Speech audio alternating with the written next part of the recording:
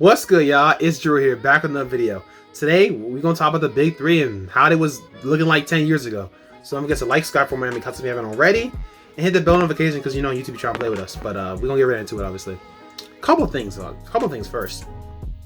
First off, shout out Switch Out. He's an NBA YouTuber. He's pretty much the guy who got the idea for this video. If you mess with NBA content in any way, shape, or form, he wanted a GOAT, so check him out, obviously. Just quick note, the video is about the big three 10 years ago, but 10 years ago they were not that tough. So I did about 11 years ago, so 2010 mostly, and then a little bit 2011, 2009. Most of the stuff is basically 2010 with little stuff from 2011, 2009, so bear that in mind, obviously. A couple announcements. First thing, I dropped the second channel, so the link for the second channel is going to be in the description. It'll be the pinned comment as well, most likely. So the second channel will have everything excluding One Piece content, so the anime cases for GOAT remaining, Boruto content, Tokyo Revengers content, the anime hot takes, anything that's not One Piece content directly will be there. The first video actually dropped yesterday, which was a Tokyo Revenger video about Takemichi, so check that out as well. So obviously I would appreciate it if you guys all went there and subscribed to the channel, like the video, obviously, watch till the end, all the good jazz, all the algorithm stuff. The second part is I'm on a video schedule for both channels. For the first channel, the main channel, I'll be dropping Saturday 1 p.m. Eastern Standard Time. On the second channel, until September, I'll be dropping every week Friday 2 p.m. Eastern Standard Time.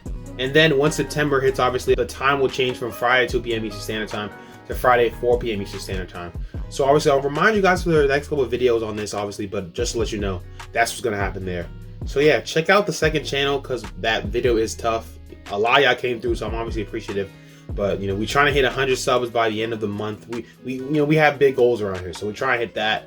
And yeah, just help me get to that milestone because y'all some goats. But we're gonna get right to the first things first. Obviously, it's question of the day. Question of the day is, what was your favorite moment from the big three 10 years ago? So you could pick either of the three because they were really in their Duffy when they were in their Duffy. Let's be honest. First off, we're gonna start with Naruto. People consistently talk bad on Naruto's name, so we're gonna take a step back and look 10 years ago and see what Naruto was doing. Two fights. Naruto versus Pain, Sasuke versus Itachi. You could argue that that is the pinnacle of perfection that Kishimoto ever did. You can argue that. Again, I talk about this with Naruto all the time. When Naruto wanted to get into its Duffy with fights, it did so. Naruto's fights always made you feel like, okay, things were happening. But more than fights with Naruto, it's really just everything in totality. If we talk about emotional impact, we gotta look at 10 or so years ago. That's when my boy Jiraya got killed by Pain, which is crazy to think about because Pain is the student of Jiraiya.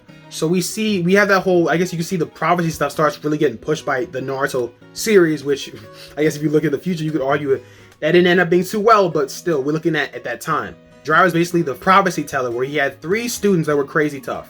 Naruto, Nagato, and Minato. A lot of O's, but still. He had the 3 students, and we saw what Minato did. Minato's the GOAT, 4th Hokage. We know what he did. We see Nagato and how he's wilding right now. He's part of the Akatsuki and doing all that crazy stuff. But then we see Naruto, and Naruto kind of rights a lot of the wrongs that those two had. So seeing everything almost wrap up, look at when Naruto beats Nagato and all the villagers are basically praising his name, and it's like, bro, when you watch the series from the beginning to that point, it's like, it's really a, you made it type moment. So obviously shout out Naruto. That was a big thing. That's why a lot of people think that the Pain arc should have ended Naruto because it just felt so fulfilling. It almost felt like a graduation in some sorts. While Naruto's having, you can say the time of his life, we can go on to Sasuke, where Sasuke is not having the time of his life, or at least not for a long time. Sasuke's fighting Itachi, like I said earlier, and Sasuke's, moment is a lot more serious, where Sasuke's like, basically, I'm on business time right now. I gotta handle things. We know this is the beginning that Sasuke had a mission, and it was to kill his brother. Sasuke fights Itachi and he wins. And before my boy Sasuke can even bask in the moment, we get the whole story of Itachi. This is what really incapacitates Itachi to be the character that people love him today. Itachi's character really becoming the character that we know now, understanding what happened with him and the Uchiha clan and all that stuff. Sasuke fall into darkness. It's really nice to see. Sasuke getting his mangekyo sharingan, that's a moment we have to talk about. Like, bro, basically immediately taking his mangekyo sharingan and going to fight Killer Bee. And while Killer Bee definitely dropped my boy off, Killer Bee was definitely putting hands on Sasuke. We're not gonna act like he wasn't. It was still kind of crazy to see because I think up until that point, Sasuke was still, we all saw him as an evil guy, But that was definitely the point when I think Sasuke became more unlikable to people, and when Sasuke really fell in the darkness. So, going back to the Pain thing real quick, I touched upon how obviously Naruto beat Pain, but before that, Pain was running amok in the village. I say this all the time, but Pain was really on Black Air Force energy. Pain was trying to hit everything standing, for real. Just, you know, see Pain do all these crazy things. It really makes us want to understand, why is this guy Pain wilding like this? Like, this doesn't make any sense. You know, then Pain breaks down why he's wilding. He talks about the curse of hatred and the, you know, the cycle of hatred. He's like, bro, I'm only doing what y'all did to my village, so you can be mad at me all you want, bro. But this just comeuppance. And he really hit Naruto with that, with the facts, and Naruto was really dumbfounded. Like, Naruto got nothing, he had nothing to say, he had no retort. I thought this is when the serious Naruto, I want to say it's when it, like, it matured, because up until then, it's really good versus evil, right? Where Naruto's like this good guy, and everything he does is pretty much good, and the guy going against him is definitely evil. But in the Pain arc, that's probably the first arc in which the waters get muddy. Like, sure, Pain did some wild stuff. He was just hitting everything standing, that's not good, don't get me wrong. But after explaining his reasoning, we can't just say without a shadow of a doubt he was completely wrong. A lot of things that he is making people go through right now, he went through. So it was a really crazy thing, and I think that really started the pattern of Naruto villains becoming fleshed out. Because I think up until then, it really hadn't happened. And lastly, one of the things that really completed Naruto's journey arc for the most part was him being his father. We find out he's the son of the 4th Hokage. So this child destiny thing, I think this was probably at the point when it was done the best. But with that, you know, we talked about Naruto, and obviously shout out Naruto. Y'all gotta stop hating on Naruto, because y'all be talking too crazy. Now we're gonna head to Bleach. Bleach is probably the anime that needs a video like this the most, because a lot of people don't know or remember the peak of Bleach. Like, we talk about this year, Bleach was not being overshadowed an immense amount by the other two anime, and One Piece and Naruto were in their Duffy. So for Bleach to be also in its Duffy and not being overshadowed, that's a big deal. A lot of people only remember Bleach for its falls, and a lot of people don't even remember what the falls are. They just are told that it's a fall, so you just gotta know it's not good. But let's take a look real quick.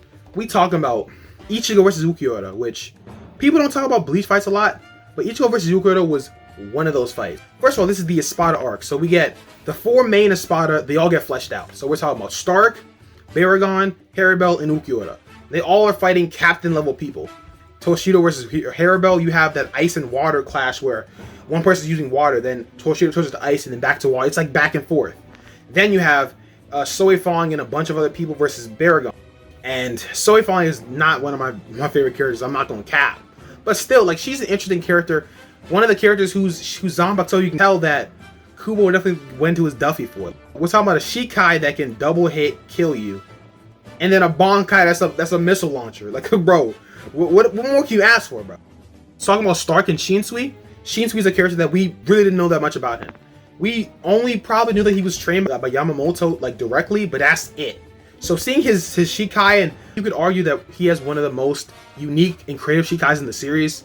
That's a cool thing. So, but we gonna go back to the main attraction, which was Ichigo versus Ulquiorra. And I didn't touch upon it too much because I had to remind us, like, that fight was cool, but my boy Ichigo got dropped off. It was quick. Like, Ichigo, that fight was, you know, they're going back and forth obviously, and then Ulquiorra reveals his resurrection, and once that happens, Ichigo gets defeated. And when Ichigo gets dropped off with the greatest of ease, it's really not even close. We know every Espada has an aspect, and one of the most important aspects of this arc, or even I guess for this mini arc, is Ulquiorra's despair, that's like his thing. So he trying to make Ichigo feel despair, and Ichigo is probably one of the most hope-filled main MCs you're ever gonna see. One of the most hope-filled main characters. Ichigo's all about trying to save people and never losing hope. So for him to fall into despair, which, let's be honest, my boy fell into despair, it was a crazy scene. And then to see Vasto Lorde Ichigo, which is basically the hollow in his primitive form, where he's just hitting everything standing. We talking about Black Air Force energy, he embodied that. Probably even more than Pain. Like, he's just wilding. I wouldn't even call that a fight. That's really a massacre that we're getting to watch. And we see Ulquiorra finally understand the aspect of feelings and stuff. Like, he was devoid of feelings. So him understanding it was like a cool end to his character, because their Spada were basically aspects and nothing more. But while we gonna move off from that, because that arguably isn't even the hypest part of Bleach at this time. We talking about Aizen versus everyone else. At the peak of the time when those memes were coming out, where people were saying, like, Aizen, the man of 1,000 plans. This is like the peak of when Aizen was in his cat bag. Aizen is this character that no matter what you think you did, it wasn't your decision, it was my decision. So that whole thing was going on, that was fun. We could see the Visoreds fight for the first time, because a little earlier than that, we saw the Visoreds and they recruited Ichigo, and we know that they helped Ichigo get the Hollow Mask, and they helped him control his Hollow Powers. So to see them interact with Aizen again, for the first time for us, but for them it's again, was obviously interesting. So we see the Visoreds and the Soul Society basically teaming up again because we know they had their beef. They try their hardest, and they still all get slaughtered. Like, it's crazy. One of my favorite scenes from this moment, obviously, they have this little plan to hit Aizen. Shinji came with his Shikai. That was a cool Shikai, obviously. Shout out him. Everything is opposite, so like left is right, right is left, up is down, down is up, like that. They have this plan to hit Aizen, and it looks like they hit him. And my boy Ichigo is like, guys, what are you doing? We basically get the real version of what's happening, and it looked like Toshiro was stabbing Aizen. Like, they had the dub, it looked like that. But it wasn't that. So Aizen hit him with another got your neck, basically. And after that, they all catch an L. Like, it's very, very quick when they catch that L. And all hope obviously seems lost. And we have basically, I argue, probably the goated team, where we see Yoruichi and Ichigo's dad and Urahara, and they're basically all trying to fight Aizen to hold him off. And obviously we can probably assume that they're not going to beat Aizen. But I feel like we kind of peep that that's not the point of it. And at this point, we kind of understand. I don't think it's as much as like Naruto being the child of destiny. But we peep that the only person that can beat Aizen is Ichigo, because he hasn't seen Aizen's Shikai. Because Aizen's Shikai is literally complete and utter hypnosis. It's crazy stuff. It's not for the faint of heart. Like, we just seen how crazy he was. He literally destroyed the entire Soul Society, basically. Ichigo, the one person capable of beating Aizen, has to learn the final Getsuga Tensho. He obviously goes on to learn that with his father Isshin. So we see the very, very beginning of that. A lot of people think that this is when Bleach probably should have ended, because it kind of like fulfilled his character. When people talk about the big three and how great Bleach was, this was the moment. So it kind of sucks that people don't really peep or don't remember how crazy it was. But man, like, Bleach, shout out Bleach for real though. We're gonna talk about the last one. Y'all know I'm the One Piece channel, right? So y'all know I talk about One Piece. We're gonna talk about One Piece because One Piece easily has the most respect of the big three. Bleach obviously gets its slander, especially for the people that haven't seen it. Naruto, even now, people are trying to downplay the Pain arc and all that stuff, which is insane, but people still do it. But One Piece, I mean, I don't know how much gotta be said about One Piece back here, but let me remind you what was happening with Monkey D. Luffy back then. So first off, we have probably the only character that's never lost to Luffy in a 1v1. That's Magellan. Magellan is an underrated character. Like, my boy Magellan one-shot the whole Blackbeard crew, which happened in this arc. He one-shot them all, the entire people.